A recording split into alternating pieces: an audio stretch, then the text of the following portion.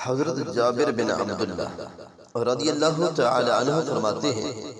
ہمارے پیارے نبی صلی اللہ علیہ وسلم نے ارشاد فرمایا جب قیامت والے دن لوگ اپنی قبروں سے نکلیں رب العالمین رضوان فرشتے کو حکم دے گا اے فرشتے اے رضوان جنت میں نے روزے داروں کو جنت کی طرف بھیج دیا ہے ان کے لیے دسترخوان بچھاؤ یہ اللہ کے مہمان ہیں انہوں نے دنیا میں میری رضا کے لیے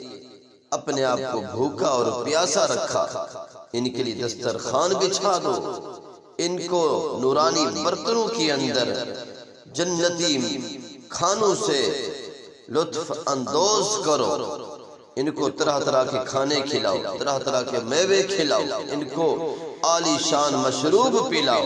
یہ آج اللہ کے مہمان ہیں میرا رب ان سے فرمائے گا اے روزے دارو تم نے دنیا میں میرے لیے میری رضا کے لیے اپنے آپ کو بھوکا اور پیاسا رکھا آج کھاؤ اور پیو مزے سے لطف اندوز ہو کر سیر ہو کر کھا پی لو پھر جنت میں داخل ہو جانا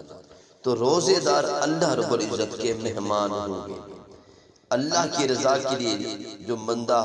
ماہ رمضان المبارک کے روزے رکھتا ہے یہ حشر والے دن جب یوم حشر کا دن ہوگا لوگ حساب و کتاب میں ڈوبے ہوں گے لوگوں کو اپنی جان کے لالے پڑے ہوں گے لوگ پسینوں میں شرابور ہوں گے اور یہ روزے دار اللہ رب العزت کے دسترخوان پر مہمان ہوں گے میرا رب ان کو کھلا رہا ہوگا پلا رہا ہوگا یہ اللہ کے دسترخوان پہ بیٹھ کر کھا پی کر پھر جنت میں داخل ہوں گے